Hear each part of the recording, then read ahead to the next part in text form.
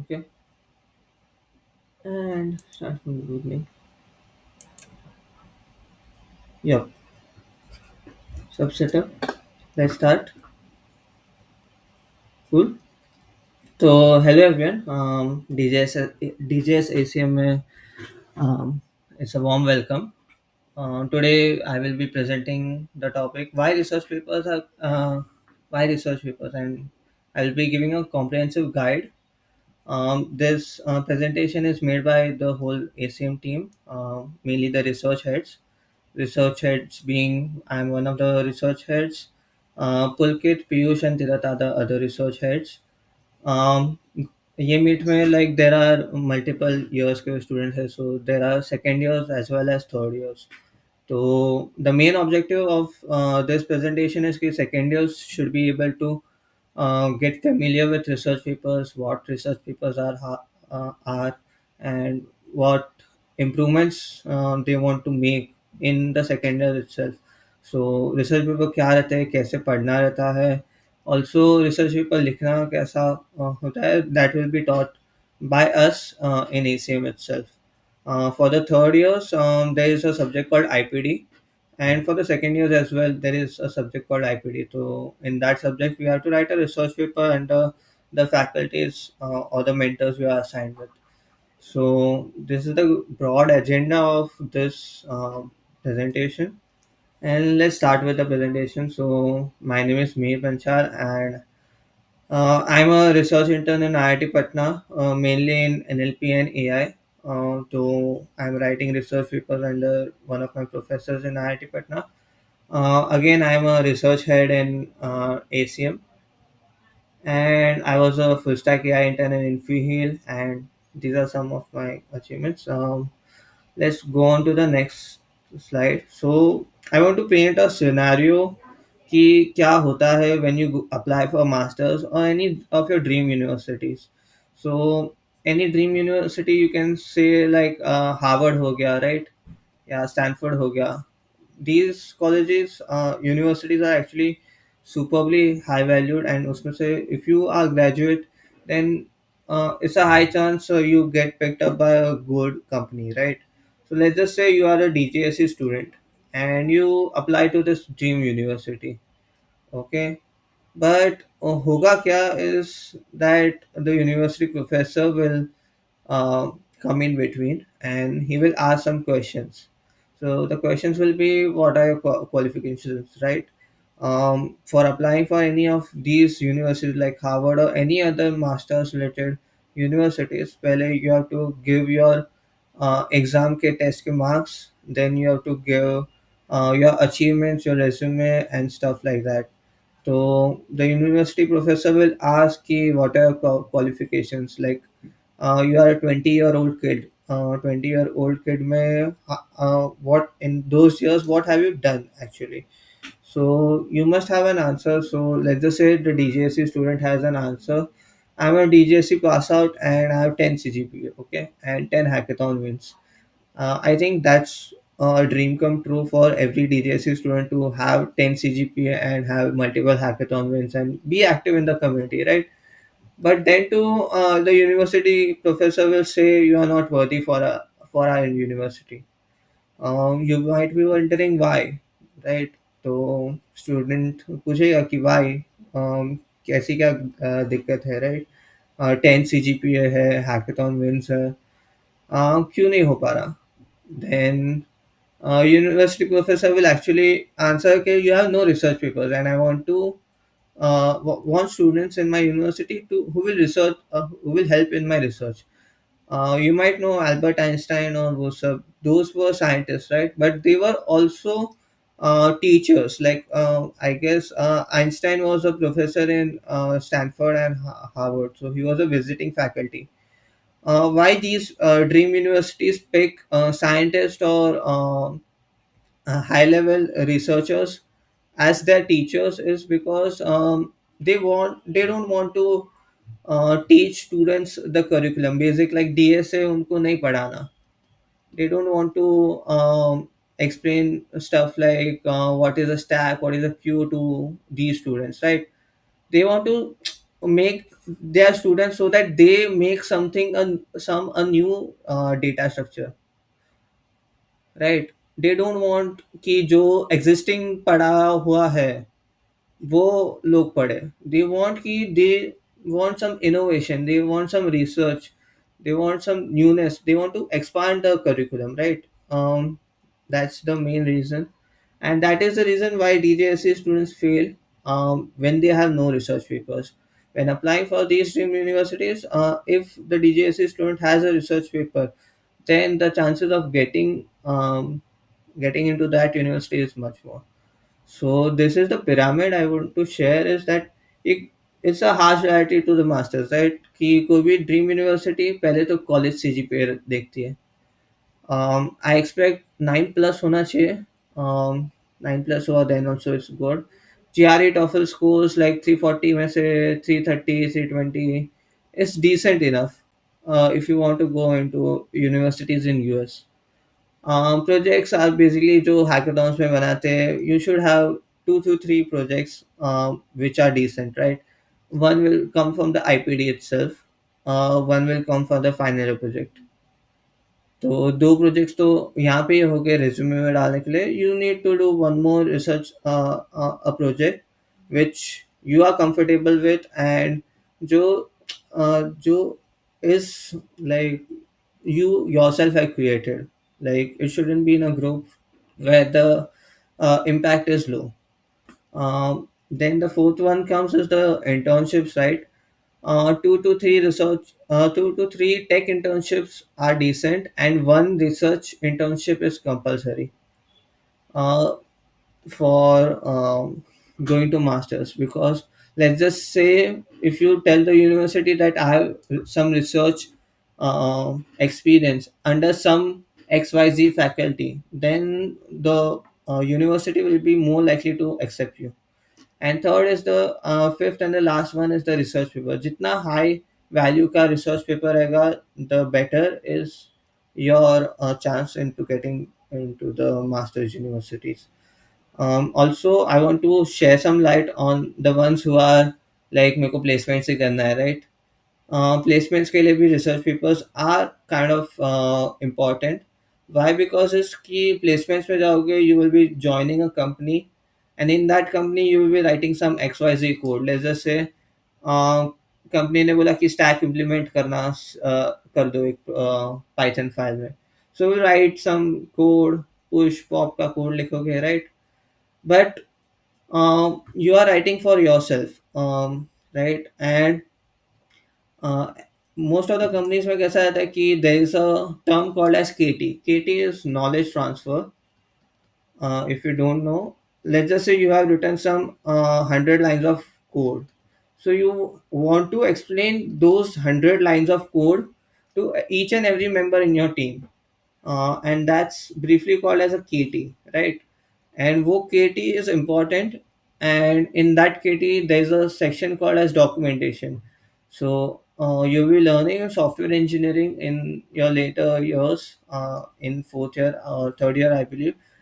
Software engineering का concept रहता है wherein if you join a company you have to give KTs and you have to actually make the documentation.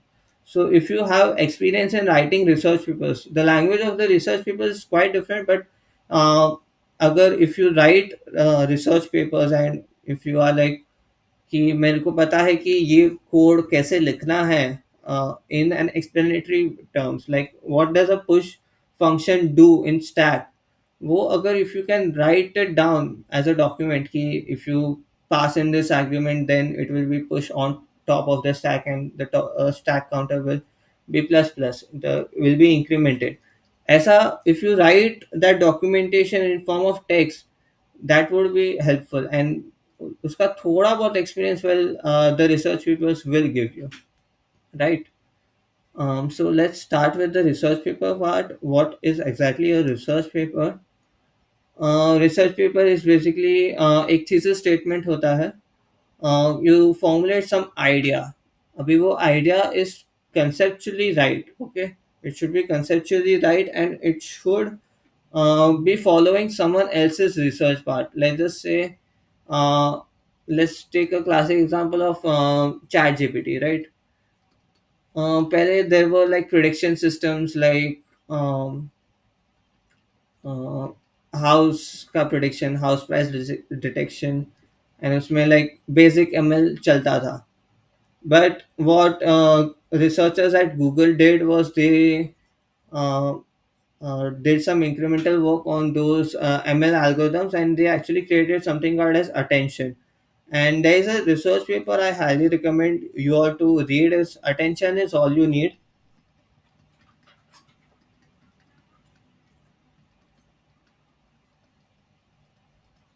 ये research paper, this is one of the best research papers till existence, and this is actually written by Google engineers and Google researchers, right?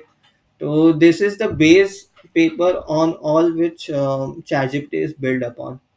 So research paper is basically you write some thesis, you write some technical essays or paragraphs, just say other researchers can work upon that. And like there's a specific language to research papers. We will learn about that in the coming lectures as well. But there should be some evidence on your thesis, like your idea should be complemented with facts which are already been proven. So that's a gist of the research papers. So of course research papers होते हैं, and there are five types, broadly five types होते हैं. There are multiple types. First one is the interpretative research paper. इसमें you provide some theory. Like your attention is all you need जैसा research paper है, you provide some theory कि attention mechanism कैसे चलता है, how does a GPT or pre-trained transformer works. तो उसका working and all is explained in an interpretative research paper. Okay. Second comes is a review paper. So let's just say an author X has already written a paper, right? And वो थोड़ा high level में है. Like most of the people who are reading that research paper are not able to um, get what the author has actually spoken. So you do some review on that research paper. You make that ABC into XYZ, which is much more readable, and दिमाग में ज़्यादा अच्छे से घुसेगा वो research paper. What the author has actually spoke, उसका analysis करके you give some narrow down thoughts on your as well, right? Case study papers, let's just say you have 10 research papers working on the same task. Let's just say sentiment analysis करना है कि जो भी वो sentence दिया है, is it positive, negative और neutral. तो ऐसे 10 पेपर्स है, right? And you want to test that sentiment analysis वाला paper on some data set like Amazon का. So there is a case study like Amazon के products का reviews and उसका sentiment. So you have some case study and you want to investigate all those research papers ki how well they are performing. So that comes into the case study. You develop a case study and you gather to 10 to 11 papers, and then you actually work only upon the results part. Okay. There are parts of the research paper as well. Case study में you only work on upon the results part. But what comparative research paper, both are similar, I believe. But comparative research papers में what is done is कि all the parts of the research paper are compared. Multiple entities, मतलब कि multiple parts of the research paper like title, abstract सब compare होता है in comparative research papers. So you culminate more than one research papers into one. You compare them and you give your insights and trends in the research paper. Survey research papers, more of them are incremental work. Let's just say किसी ने research paper लिखा अपन Amazon का 2018 का sales का predictions. Okay.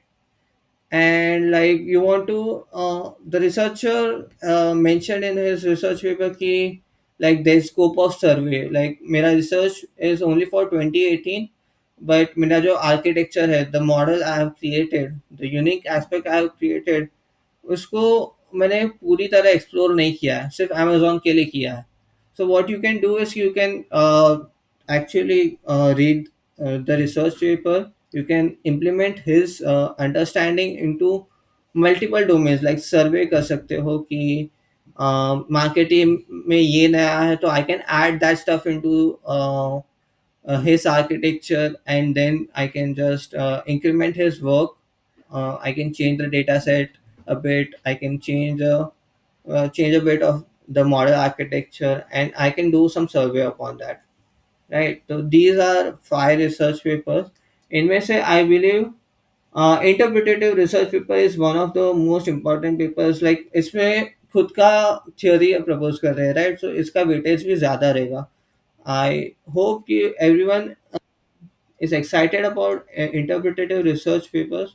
Like कि those research papers are much more appreciated by everyone. I guess Google Meet के chat में कुछ आया. I have not, मतलब कि मेरा screen दूसरे पे, can anyone read the message? Pulkit. Okay, okay. Yeah, yeah, yeah. If anyone has doubts, like you can interrupt me.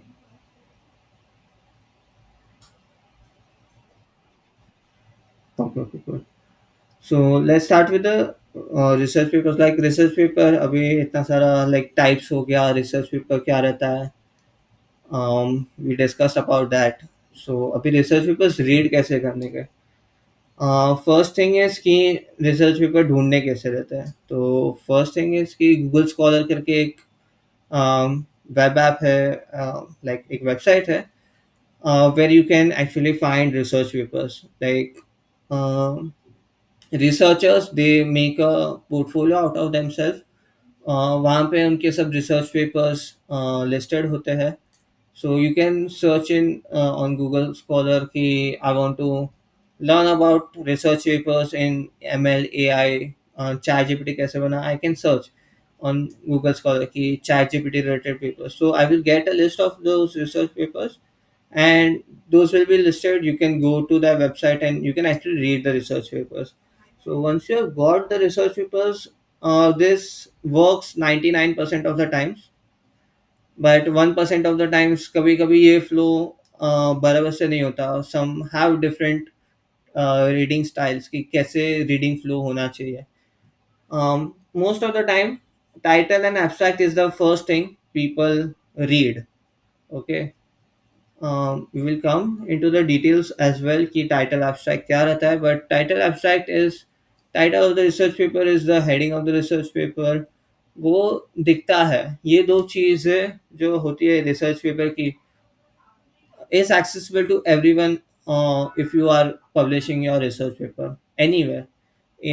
Whether it be in a journal or a conference, title और abstract दो चीज़ रहती है जो हमेशा दिखती है. Okay. ये why am I saying कि दिखती ही है. Some of the journals or conferences what they do is कि they apply a paywall. Paywall मतलब कि you pay us $10 and then you can read the whole research paper. तो most of the parts title and the abstract are the two things जो paywall में नहीं आती है. They are compulsory to be open. Okay. Then comes the model architecture and methodology कि तुम लोग ने रिसर्च में एग्जैक्टली क्या किया है. क्या इनपुट्स थे, क्या आउटपुट आया, and what were the results. कि तुम लोग ने रिसर्च किया कि तो वो रिसर्च का आउटकम क्या है. That comes into the results part. Then comes इस ये तीन पढ़ लेने के बाद then you can go anywhere. Data set description की ऑफ कोर्स जो मॉडल आर्किटेक्चर में लिया है उसमें क्या इनपुट गए हैं, उनका जो डेटा सेट है उसका डिस्क्रिप्शन देख लो कि what are parameters were taken into the data set.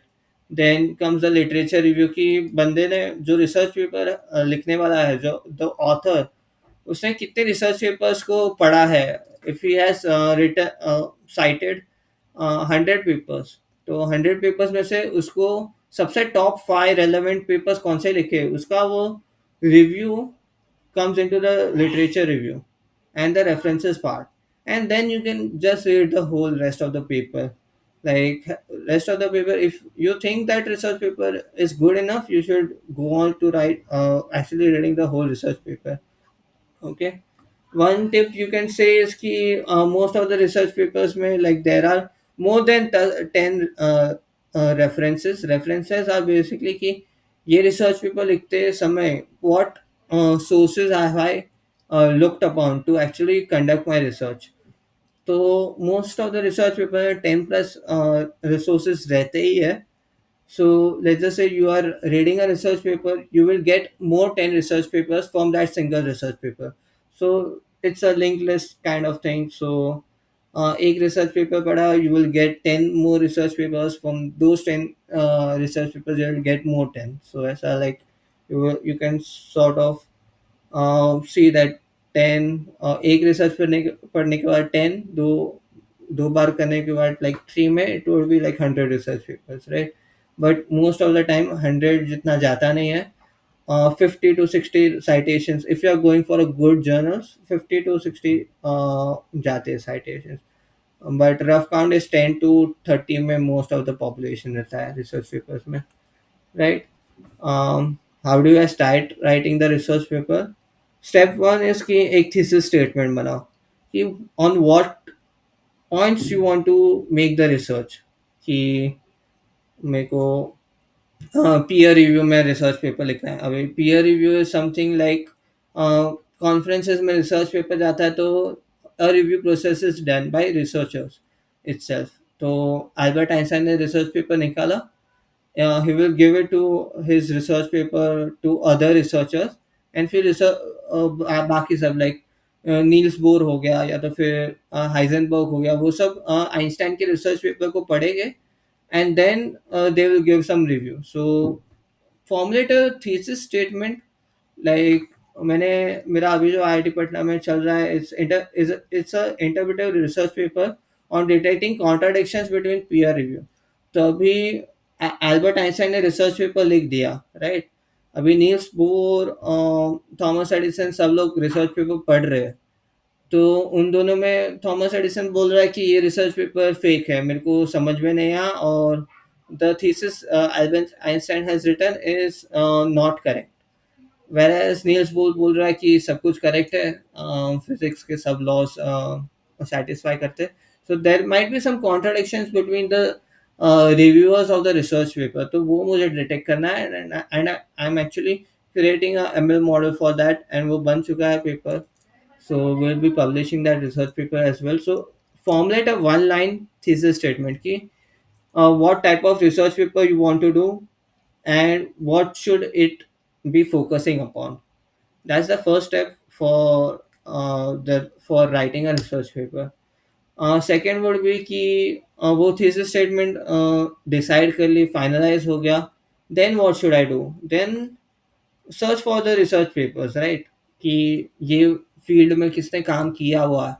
So you can look upon Google Scholar button या तो फिर स्प्रिंगर या तो आई ट्रिपल एक्सप्लोर या or itself ACM journal में you can find research papers जहाँ पे you can actually read those research paper as well, right. अभी वो रिसर्च पेपर रीड कर लिया, you have gone through everything कि methodology क्या यूज़ की थी बाकी सब रिसर्चर्स ने. So you actually collect all the evidence from those related works कि ये थीसिस स्टेटमेंट को प्रूव करने के लिए मेरे को ये चीज़ लगेगी. तो you actually determine the supporting evidence and you just keep that कि मेरे को अभी contradiction detection करना है तो कुछ तो deep learning का मॉडल लगेगा मेरे को. ऐसा मेरे को supporting evidence मिला था when I was reading those research papers in my step 2 process.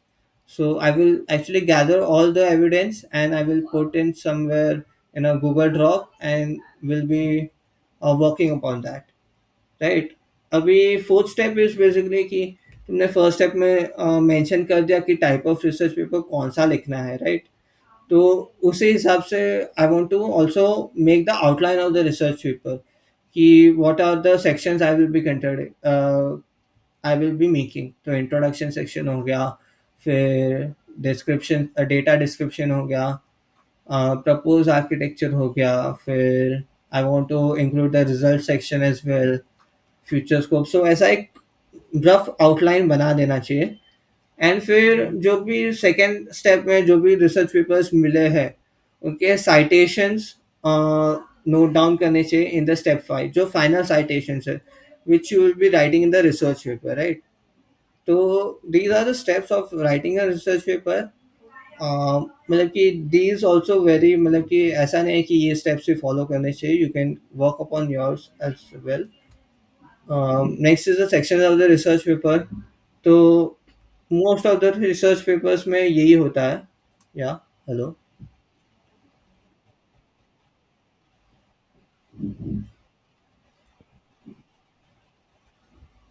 Okay okay, thesis statement.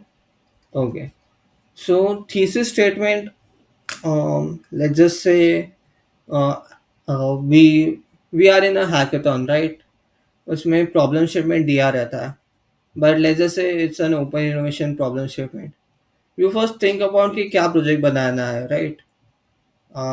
मेरे को अभी एक कैलकुलेटर बनाना है इन जावास्क्रिप्ट, लेट्स जस्ट से। So you will come up with an idea, and वो idea भले ही वेग हो in research paper. Let's just say I have an idea कि मेरे को प्लेन उड़ाना है बस, बट सिर्फ पानी का यूज करके। I know that thesis statement is a bit vague, right? But you can search upon that thesis paper कि अभी मेरे को प्लेन उड़ाना है but only through water. अभी now अभी ये thesis statement तो पढ़ लिया, but you will go into the depths कि okay पानी से ही मेरे को engine चलाना है प्लेन का। then what I have to do, I have to learn the engine part कि engine कैसे चलता है एक प्लेन में। I will go in depth in that thesis statement कि मेरे को अभी प्लेन चढ़ाना चलाना है विद पानी, तो इंजन कैसे वर्क करता है वो पहले जानना पड़ेगा विद पेट्रोल और डीजल। तो फ्यूल से इंजन कैसे चलता है, I want to study that, and then फिर थीसिस स्टेटमेंट को कॉन्ट्राडिक्ट करना है। ये एग्जांपल ही ले लेते हैं, contradiction detection in peer reviews. तो as I said, let's just say author A है, he publishes a paper, right? And there are X, Y, and Z persons who will be actually reading that research paper. And X Y Z तीनों जो है वो अच्छे people है, they are knowledgeable people.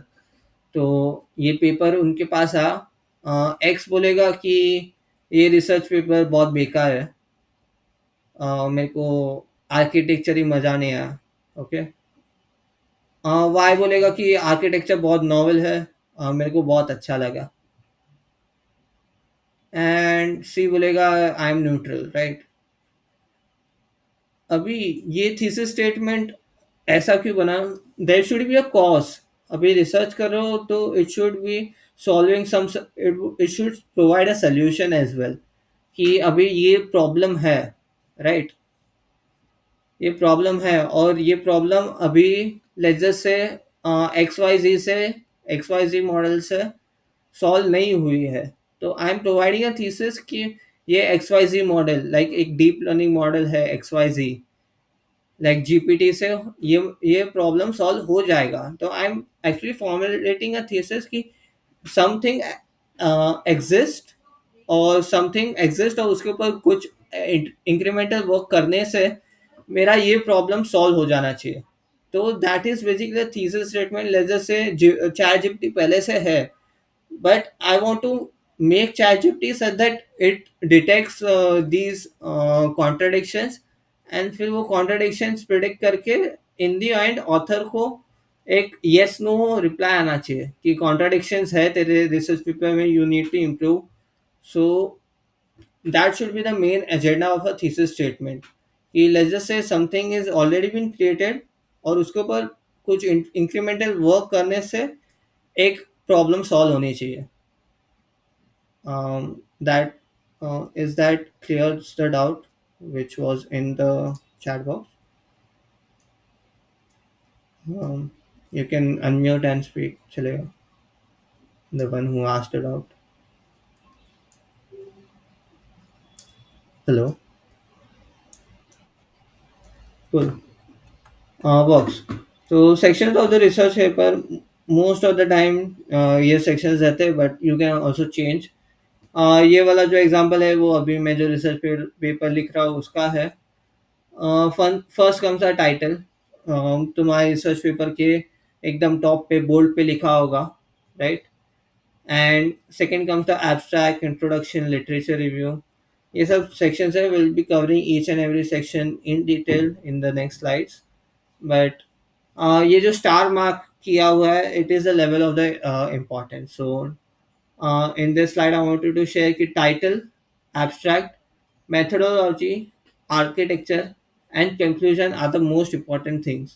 Because हमने पहले slide में भी देखा था कि what was the flow of reading the research paper. तो if you don't appeal the reader of your research paper in the title and abstract itself, बाकी का research paper वो पढ़ेगा नहीं. That's the main agenda of this slide कि ये title, abstract, methodology, propose architecture and conclusion, ये एक दो तीन चार पाँच पाँच section should be the best of the research paper. And उसमें अच्छे से एक्सप्लेन किया करना चाहिए. And it is the heart of a research paper, right. Let's come to the title and abstract part. ये डायग्राम से क्या पता चलता है कि main thing is the title. Title का क्या सीन है कि इट शुड बी 15 वर्ड्स और लेस. बहुत बड़ा टाइटल होगा तो समझ में नहीं आएगा. एंड जितने जार्गन्स कम हो, मतलब कि यू आर सेइंग कि चैट जीपीटी, अभी ChatGPT is simple enough to speak, right. But if you come to the full form generative pre train transformer, उसको समझने के लिए थोड़ा प्रॉब्लम रहेगा. But in a broad spectrum, what ChatGPT is कि you give some prompt, you get some answers. ये layman को भी समझ में आता है. But if you mention your research paper title as chat generative pre train transformer, तो थोड़ा कंफ्यूजन क्रिएट हो सकता है. टाइटल क्रिस्प होना चाहिए, 15 वर्ड्स में ख़त्म हो जाना चाहिए. It shouldn't be more words than 15 words. It's not a good size sign. Abstract is basically कि तुम लोग ने रिसर्च पेपर में क्या लिखा है. इसका समरी हो सकता है. लाइक मैंने ये डेटा सेट लिया, उसको ये मॉडल के अंदर डाला और ये मेरे रिजल्ट्स है. एंड ये रिसर्च पेपर पढ़ने से तुम लोग को क्या मिलने वाला है. तुम लोग को पढ़ के क्या मिलेगा, what will be the outcome of getting to read that research paper, वो एब्स्ट्रैक्ट में लिखा जाता है. So title is the main thing, वो एकदम क्रिस्प होना चाहिए. We at ACM will be guiding you how to write a title. Also हमारे जो फैकल्टीज है ऑफ द कॉम्स डिपार्टमेंट और any of the department in DJ Sanghvi, उनको title writing बहुत अच्छे से आता है. It's my personal experience as well. Title and abstract writing, you can, if you are writing a research paper, you can rely on faculty members, उनके पास बहुत सारा एक्सपीरियंस है. ऑल्सो डीजे संघवी में इट्स गुड कि all the faculties are constantly writing research papers, तो उनके पास बहुत सारा एक्सपीरियंस है writing title and abstracts, right. And one more thing note कि please don't fake something in the title and abstract. मतलब कि एब्स्ट्रैक्ट में अगर कुछ अलग चीज़ लिखा है एंड पेपर में कुछ अलग चीज़ लिखा है, एक ऑथर का रेपुटेशन थोड़ा डिग्रेड हो सकता है कि बंदे ने एब्स्ट्रैक्ट में बहुत बड़ा बड़ा फेंका एंड फिर पेपर में कुछ लिखा ही नहीं. Why is that? बिकॉज कि टाइटल एंड एब्स्ट्रैक्ट मैंने बोला था कि पी वॉल के अंडर नहीं आते. They are something which is provided freely in the on the internet, right. Freely होता है वो इंटरनेट पे. तो let's just say I read the title and abstract only and मुझे बहुत अच्छा पेपर लगा, then I pay $10 to read the whole research paper. 10 rupees या रुपीज़ मैंने भर दिया रिसर्च पेपर को एक्सेस देने के लिए, और फिर रिसर्च पेपर में कुछ मिला ही नहीं. Then I will be thinking कि मैंने पे वॉल में पैसा डाला ही क्यों, राइट. So please don't fake something in abstract, बहुत ही वियर्ड और गंदा लगेगा. ऑल्सो एज अ ऑथर तुम लोग का रेपुटेशन थोड़ा डाउन होगा. That's it. And title and abstract is important. Next, I will go to the introduction and the literature review. So introduction is basically you want to introduce with your thesis statement. अभी thesis statement में what you will be introducing is the problem statement. What problem are you actually solving?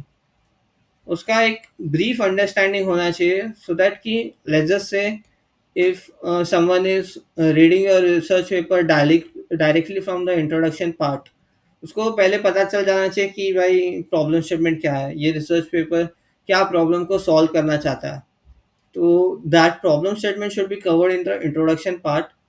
Also you can site every one else's paper, मतलब कि बहुत सारे research paper तुम लोग ने पढ़ लिए रहेंगे after formulating your thesis, right. तो जितने साइटेशंस, मतलब कि बाकी लोग का भी perspective on your problem statement वो इंक्लूड होना चाहिए. लाइक जितने भी साइटेशंस ऐड हो सकते हैं वो इंट्रोडक्शन में आ जाने चाहिए कि बाकी सबकी क्या राय है, क्या विशेष टिप्पणी है, वो सब आ जाना चाहिए in the introduction section itself. Literature review is basically तुम लोग ने 100 रिसर्च पेपर्स लिखे, उसमें से top 5 which are relevant to your thesis. ऐसे 100 रिसर्च पेपर्स तुम लोग ने पढ़े रहेंगे, but there will be 5 research papers तुम लोग ने थरली रीड किया होगा, पूरा फ्रॉम टॉप टू डाउन पूरा रीड किया रहेगा. तो वो थीसिस के साथ भी मैच करता है, तुम लोग का आर्किटेक्चर के साथ भी मैच करता है. देन दोज 5 रिसर्च पेपर्स का एकदम ही शॉर्ट में डिस्क्रिप्शन होना चाहिए कि ये बंदे ये ऑथर ने ये प्रॉब्लम स्टेटमेंट के हिसाब से उसने क्या सोचा है, क्या लिखा है. That summary should be in the literature review. ये means I want to just say कि can I just conduct research without doing a literature review? Well, yes, outstanding, but it's illegal because research paper में if you appreciate everyone else's research, community जैसा बन जाता है. Let's just say you have a topic of peer review. तो peer review में most of the PhD students they take a specific topic for the research paper and वो ही topic पे काम करते हैं. तो if you actually appreciate someone else's research work in your research paper, it's a plus point, right? That's the introduction and the literature review part. Hmm. हाँ हाँ.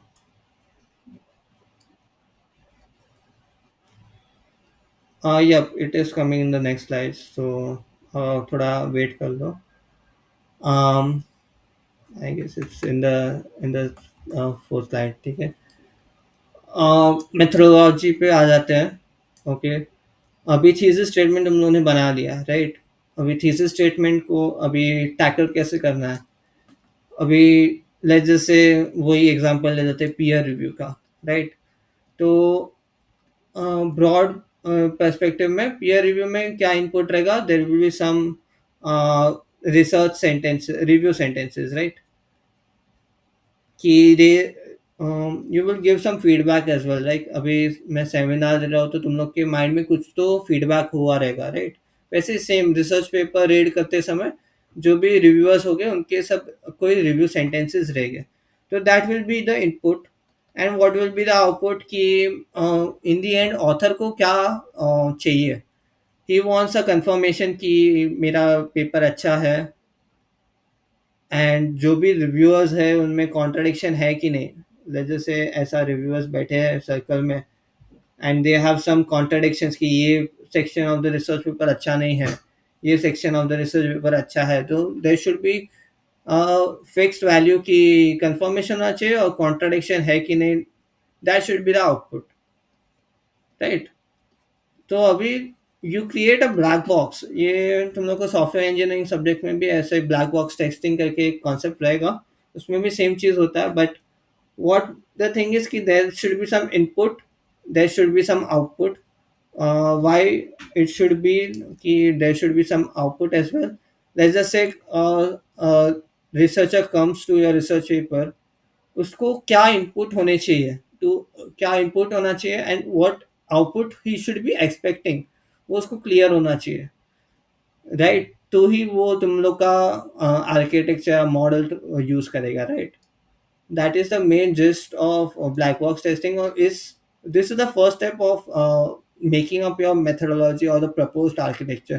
तुम लोग क्या इनपुट होगा क्या आउटपुट होगा, that should be clear from your side as a researcher, right? Result, future scope and conclusion, ये तीनों एक साथ ही लिख दिया है. Why is that? जैसे तुम लोगों ने मेथोडोलॉजी बना दी, there will be some results कि मैंने input X Y J input डाला और ए बी सी आउटपुट आया. कभी कभी वो राइट जाएगा, कभी कभी रॉन्ग जाएगा. तो you have to do some error analysis कि क्या रिजल्ट्स थे, क्या रिजल्ट्स क्यों अच्छे नहीं आए, वो सब ब्लंटली लिख दो. मतलब कि भले तुम लोग का रिसर्च पेपर में जो भी मॉडल आर्किटेक्चर जो भी प्रपोज किया उसका एक्यूरेसी इतना न हो, या तो फिर वो वर्क नहीं किया हो, एकदम ब्लंटली लिख दो, कुछ भी फेक मत करो. क्योंकि if someone wants to has another idea on your black box testing, इसमें if someone has an idea कि उसको some XYZ labels को भी ऐड करना चाहिए into that black box, तो they can actually do some incremental work on your methodology, and फिर वो तुम लोग का पेपर साइट कर सकते हैं. तो एकदम ब्लैंकली लिख दो कि रिसर्च पेपर में क्या है, क्या मॉडल है, क्या आउटपुट्स आए हैं, सब ब्लैंकली लिख दो.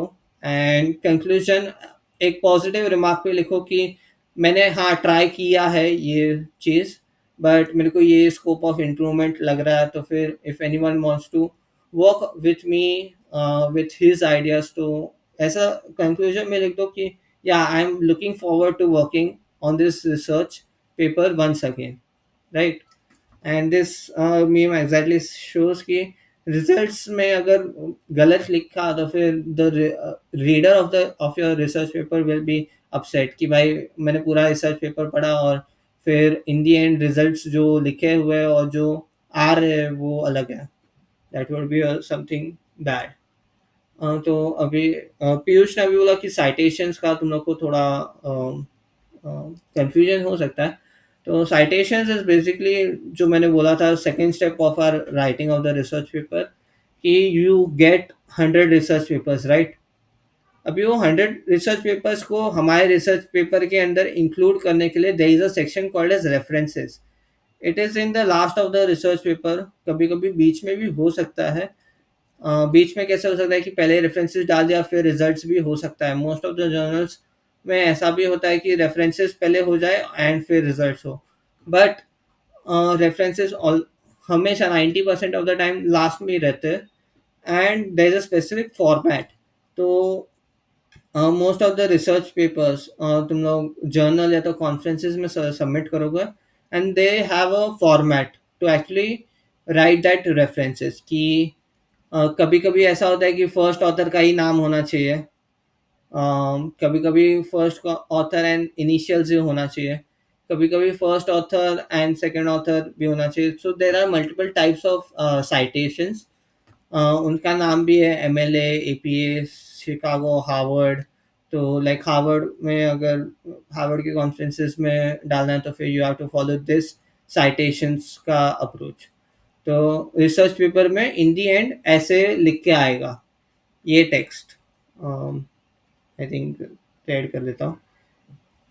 ये टेक्स्ट में तुम लोग का आएगा इन द रेफरेंसेस सेक्शन, ऐसा नीचे इन दी एंड ये टेक्स्ट आएगा, एंड उसके एसोसिएटेड एक नंबर आएगा 1 करके. तो दैट 1 करके रेफरेंसेस आएगा. You might have seen most of the books in library as well कि इन दी एंड रेफरेंसेस होता है और नंबर रहता है. तो वो number you have to mention in the research paper कि ये सेंटेंस मैंने लिखा है रिसर्च पेपर में और उसका आइडिया मेरे को ये पेपर से आया. तो फिर you will write that sentence and full stop के बाद यू विल राइट 1 कि मैंने ये आइडिया ये रिसर्च 1 नंबर के रिसर्च पेपर से लिया है. सो 1 नंबर का research paper will be this research paper. Cool. अभी इसका रेफरेंसेस का अगर if you want to do make your life easy, because references का देयर इज अ इशू कि जो पेपर फर्स्ट साइट किया उसका नंबर 1 होना चाहिए. फिर जो मतलब कि क्रोनोलॉजिकल ऑर्डर होना चाहिए. ऐसा नहीं होना चाहिए कि तुम लोग ने इंट्रोडक्शन में तुम्हारा फर्स्ट साइटेशन था, उसका नंबर तुम लोग ने 20 रखा है, वैसा नहीं चलता।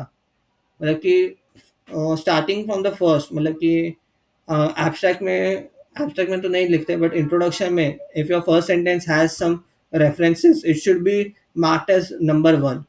ऐसा नहीं होना चाहिए कि इट इज मार्क 20। तो उसके लिए there are some tools to actually make your life much easier. One of the tools is Google Scholar button. You can search it on Google Scholar button करके. There is a Chrome extension. You can download it as well, and ऐसा like तुम लोग को मिल जाएगा तुम लोग के browser पे. We'll come on to the tools as well. सब tools बताऊंगा रिसर्च पेपर लिखने के लिए. But references is something which comes to the last of the research paper. और बाकी सब जितने भी रिसर्च पेपर्स तुम लोगों ने रीड किए हैं, जिससे तुम लोगों ने इंस्पिरेशन लिए, उनका रेफरेंसेस ऐड करना रहता है. एंड गूगल स्कॉलर से एकदम इजीली तुम लोग को ये रेफरेंसेस का सेक्शन, लाइक ये कोई भी फॉर्मेट में मिल जाएगा easily. So if you click on this button, side button पे, then you will get this panel, and उसमें you can choose which format of uh, references you want to add. Also एक और चीज़ मिलेगा कि title और abstract भी मिल जाएगा. Title, abstract, where it is published and authors का नाम, वो भी तुम लोग को गूगल स्कॉलर से मिल जाएगा. ऑल्सो थोड़ा सा एब्स्ट्रैक्ट भी मिल जाएगा. You can read the whole abstract as well on the Google Scholar का website. Cool. I guess screen share में कुछ तो हो गया. स्क्रीन शेयर है, राइट?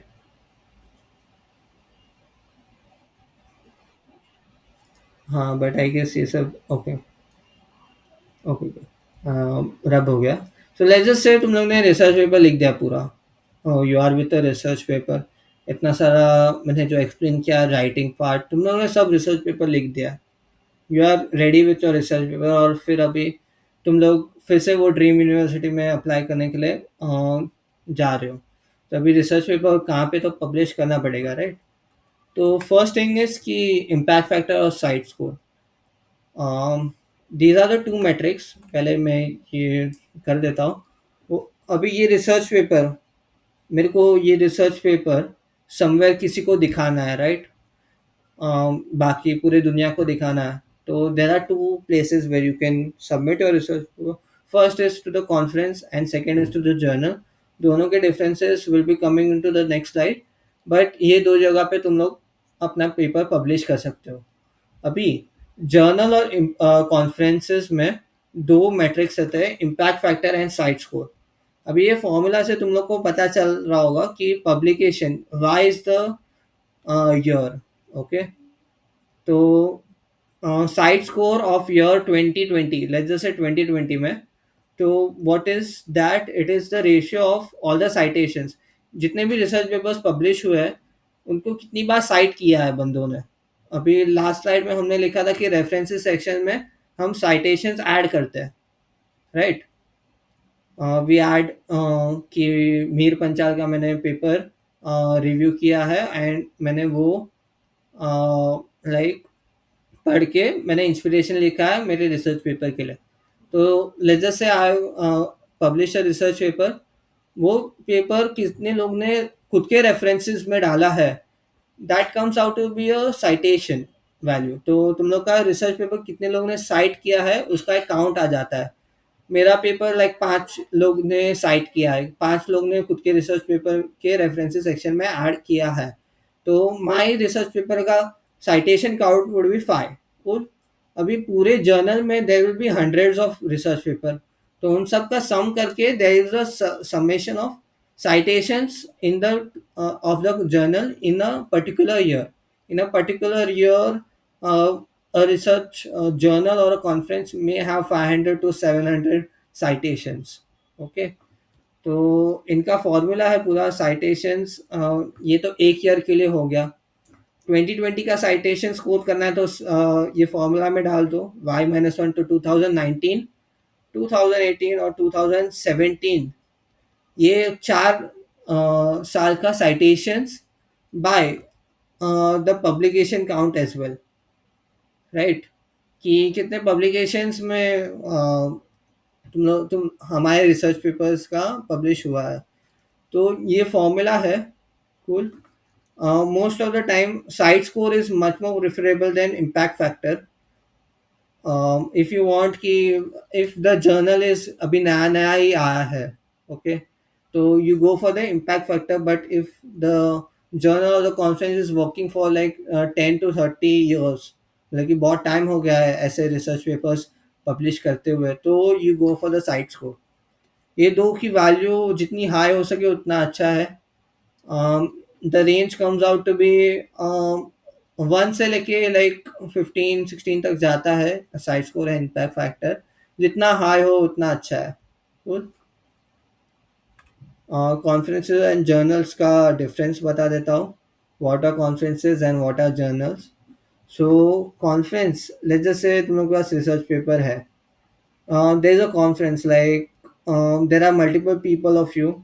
ये एक है, ये दो है, ये तीन है, उनके पास रिसर्च पेपर्स है। And there is a board of panel and you have to present your thoughts ideas in a PPT. And वो कॉन्फ्रेंस में सभी को ऐसा लाइक पोडियम में बिठा के, अभी पोडियम नहीं होता but most of the time Google meets पे ये कॉन्फ्रेंसेज ऑर्गेनाइज होती है। एंड गूगल मीट पे you have to make a PPT of your research paper and you have to present your ideas कि क्या रिसर्च तुम लोग ने किया है। And there are multiple other researchers भी रहते हैं and there is a panel. अभी वो पैनल पैनल के बारे में कॉन्फ्रेंसेस में क्या रहता है कि panel is mostly college faculties रहते हैं या फिर नॉन डोमेन एक्सपर्ट्स रहते हैं। लाइक अभी S P I T Sardar Patel का एक कॉन्फ्रेंस हुआ था लास्ट ईयर। उनमें जो board of conference board of directors मतलब कि जो एक्सपर्ट्स थे, those are college faculties. And college faculties are much more into कि सभी डोमेन में दे आर इनटू कि they teach D W M, they teach D B M S, they teach D S A, they teach everything. तो एकदम specific domain expertise नहीं हो सकती है कभी कभी। तो that's a down side. But conferences में एक्सेप्टेंस रेट ज़्यादा रहता है कि तुम लोग का पेपर इजीली एक्सेप्ट हो जाएगा by the conference. That is one thing. And journals में कैसा रहता है कि इफ़ यू नो कि मेरे को ये research paper I want to publish it to a journal. अभी जर्नल क्या रहता है, it's a culmination of all the research paper. एक बुक टाइप बनता है लाइक हमारी एन सी आर टी हो गई, it's a journal right. Journal बोल सकते हो उसको कि it consist of all the N C R T के topics like physics chemistry maths, ऐसा लाइक प्रॉपर एक जर्नल बन जाता है। Also most of the books are publish by some publications like Bal Bharati publication हो गया ऐसा कुछ। तो journal is specific to a domain. अभी journal related to peer review है, साइंटोमेट्रिक्स है, that journal is specific to peer review itself. वो peer review के अलावा कोई भी रिसर्च पेपर एक्सेप्ट नहीं करती। बट कॉन्फ्रेंसेस में कैसा रहता है कि there are multiple domains. You can push your research paper in cloud computing as well, AIML, सभी domains they accept। But journals का एक इम्पॉर्टेंट अच्छा फीचर ये है कि वो सिर्फ एक स्पेसिफिक टॉपिक के लिए होता है। ऑल्सो जो भी reader of your research paper है, जैसे उसने थीसिस लिखा है पीयर रिव्यू में, then he is more likely to go to journal papers, क्योंकि जर्नल पेपर्स में स्पेसिफिक स्पेसिफिक डोमेन होगा। उसको बस एक ही जर्नल बाय करना है, उसको सब रिसर्च मिल जाएगा related to his thesis. Whereas conferences में क्या रहेगा कि ये कॉन्फ्रेंस में पीयर रिव्यू हुआ था, ये कॉन्फ्रेंस में नहीं हुआ था। I have to actually find out कि भाई मेरे को ये कॉन्फ्रेंस में पीयर रिव्यू पेपर मिला है, राइट। इसलिए इम्पैक्ट फैक्टर भी लो है कॉन्फ्रेंसेस का, क्योंकि most of the people site नहीं करते। एंड इम्पैक्ट फैक्टर का तुम लोग ने फॉर्मूला देखा है कि उसके अंदर साइटेशंस है। तो अभी there are multiple conferences happening around but domain specific नहीं है। तो लाइक पीयर रिव्यू का मेरा पेपर है, I can submit it to conference, but conference मतलब कि जनरल हो गया, राइट। उसके अंदर बहुत सारे रिसर्च पेपर्स हो सकते हैं दूसरे डोमेन्स के भी। बट जर्नल्स में कैसा है कि एक ही डोमेन रहेगा तो इट्स बेटर, राइट।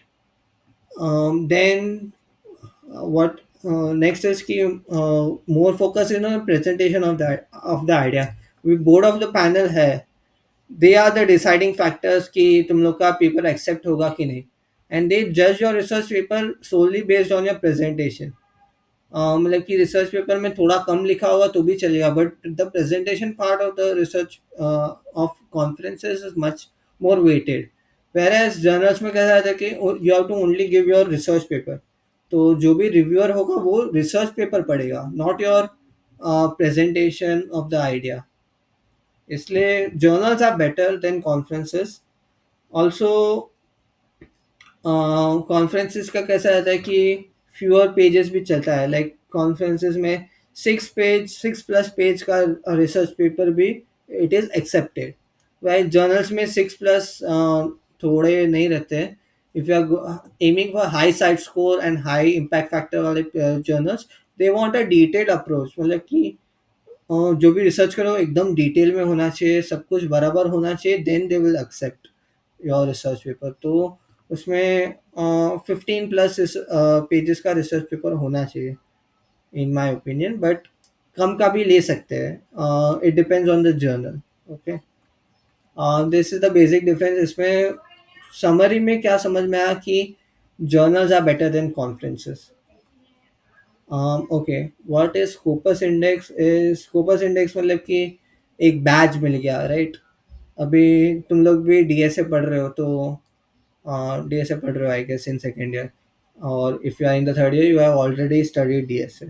तो लेट्स जैसे तुम लोग के पास एक बैच आ गया, सर्टिफिकेट आ गया कि I have done this course from DSA, तो तुम लोग दिखा सकते हो कि like I have done DSA and मेरे को बराबर से आता है, I learn from this course. तो वैसे ही स्कोपस इंडेक्स है. It's like a batch. तुम लोग का रिसर्च पेपर जैसे से पब्लिश हो गया कोई भी कॉन्फ्रेंस में, तो मेक श्योर कि वो स्कोपस इंडेक्स भी हो, एक बैच मिल जाएगा, और वो बैच देख के more people will be attracted to your research paper. And most of the journals are Scopus index.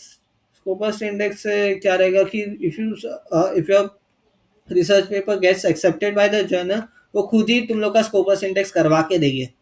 Okay, you don't have to go into the technical aspect. मेरे को स्कोपस इंडेक्स के लिए ये कॉपीराइट भरना पड़ेगा, वो कॉपीराइट भरने का, वो सब करना नहीं पड़ेगा.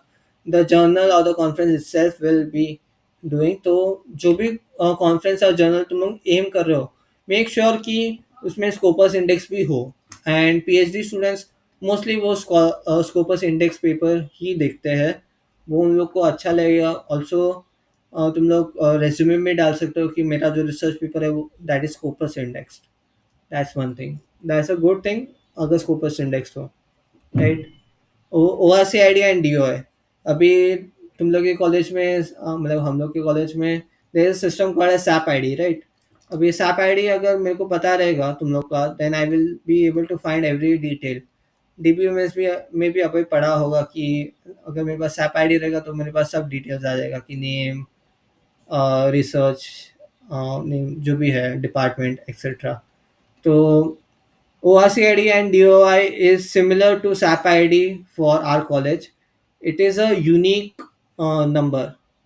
Let's just say DOI.org/ एक यूनिक नंबर रहेगा. Okay, that unique number is the identifier to your research paper. अभी रिसर्च पेपर वो DOI की लिंक के ऊपर तुम लोग ने क्लिक किया ना, तो तुम लोग के जिधर भी पब्लिश हो गया उसका लिंक आ जाएगा. एंड DOI अगर होगा तो it would be much better. Let's just say तुम लोग का कॉन्फ्रेंस, तुम लोग ने सबमिट किया research paper into a conference, और वो कॉन्फ्रेंस का वेबसाइट कभी डाउन हो गया या कुछ हो गया वो कॉन्फ्रेंस के साथ, it is not continuing to publish research papers from XYZ year onwards. तो DOI अगर तुम लोग के पास रहेगा then it will be much better. It's like a database for research papers कि ये रिसर्च पेपर का ये यूनिक आईडी है, वो यहाँ पे पब्लिश हुआ है, उसके ऑथर्स ये है, उसके एब्स्ट्रैक्ट ये, उसका टाइटल ये है. It's like a good database. और अगर DOI भी मिल गया then you can actually put your research paper into your resume as well. And while doing your masters, मतलब कि if you just give the DOI number to the university, they can easily find your research paper online. Okay, तो आरसीआईडी and DOI दोनों same चीज़ है। बहुत ही अच्छे से तुम लोग का रिसर्च पेपर इंटरनेट पे मिल जाएगा किसी को भी। Tools I use for research paper, first is the Google scholar. मैंने बोला मैं सभी रिसर्च पेपर जो भी ढूँढता हूँ वो गूगल स्कॉलर के थ्रू देखता हूँ। Okay, second thing is Overleaf and share LaTeX. अभी what are these? Let's just say I have a journal and a conference. There is a strict pattern in which you have to write the research paper। मतलब कि word document में तुम लोग को padding 2 pixels होना चाहिए और 2 tab space होना चाहिए। अभी तुम लोग ये वर्ड डॉक पे करोगे तो थोड़ा टीडियस होगा, I believe. Yes, why? Because 2 tabs करोगे तो फिर किस में थोड़ा ज़्यादा हो जाएगा, किस में कम हो जाएगा। अभी what Overleaf and LaTeX does is कि एक टेम्पलेट जैसा बन गया। तुमको बस टेम्पलेट में कैसा होगा कि introduction, if you actually compile that Overleaf का फाइल, व्हाट विल हैपन इसके इंट्रोडक्शन ये सब लिखा होगा विद सम डमी टेक्स्ट लिखा होगा। You have to just write your dummy text into that file. ठीक है, उतने से होगा तो सब कुछ हो जाएगा। लाइक बहुत ही अच्छे से तुम लोग का रिसर्च पेपर लिख के आ जाएगा। Also the part of the references मैंने जो बोला था कि जो फर्स्ट रिसर्च पेपर साइट किया उसका नंबर 1 होना चाहिए, वो भी इजीली लेटेक्स से हो जाएगा। These two are the websites mostly सब लोग ओवरलीफ ही यूज़ करते हैं। Is the primary one in the market. Share ratings बहुत कम लोग यूज़ करते हैं, but that's also one more thing. It depends on the person who you are writing the research paper with. So most of the conferences and journals, they create a template and they give that template to overlay for share latex। एक latex file, latex basically एक scripting language बोल सकते हो जिसके अंदर you just write your research का content और तुम लोग का रिसर्च पेपर खुद पे खुद बन के आ जाएगा, राइट? तो that's what I have covered: overleaf, latex, and share latex. ठीक है। Then comes the Turnitin part। Turnitin, of course, the major important thing। हमारा कॉलेज SVKM जो फुल ग्रुप है, वो एवरी ईयर टर्निटिन का सब्सक्रिप्शन लेता है। इट्स बिकॉज रिसर्च पेपर्स के लिए Turnitin is the most important software. what does this software do is कि you have to upload your research paper to this software, and what will it do is कि तुम लोग पूरे internet को ढूंढेगा। तुम लोग ने कोई भी प्लेगरिज्म किया है, मतलब कि किसी और का काम उठा के पूरा डाल दिया। लेट्स जस्ट से मैंने attention is all you need का पूरा एक सेक्शन का पैराग्राफ मैंने उठा के पूरा डाल दिया मेरे रिसर्च पेपर में पूरा एज इट इज, तो वो मेरे को रेड रेड अलर्ट देगा। तुम लोग ने पूरा का पूरा प्लेगरिज्म किया है, मतलब कि पूरा का पूरा रिसर्च पेपर किसी और का पूरा छाप ही दिया है। तो दिस सॉफ्टवेयर विल डिटेक्ट कि प्लेगरिज्म है कि नहीं। मोस्ट ऑफ द जर्नल्स और रिसर्च पेपर्स में plagiarism count should be less then 10% और 15% of the research paper. Okay, this is important. इसके बिना उन लोग का रिसर्च पेपर कभी भी पब्लिश नहीं होगा।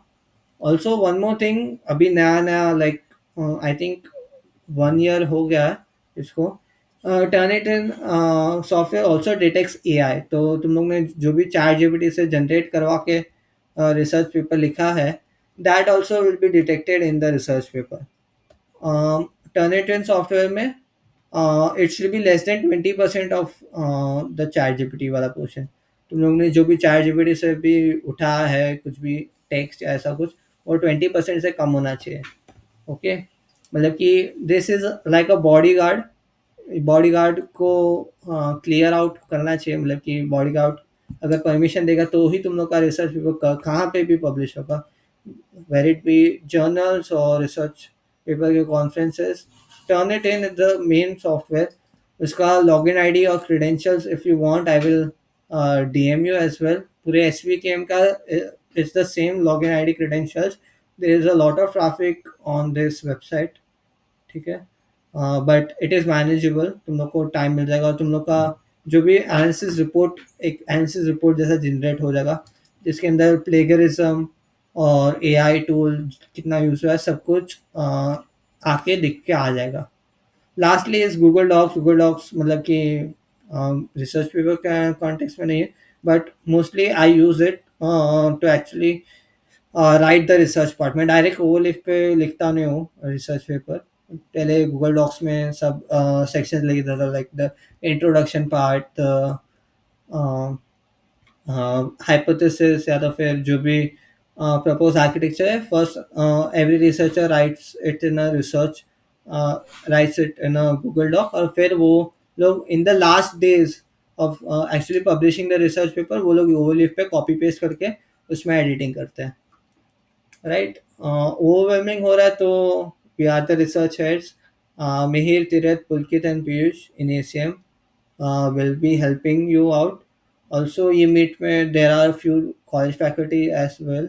I think if they can answer ki Kushali ma'am hai, I guess, in this call, then they can also help you with the research paper parts. You can approach us anytime.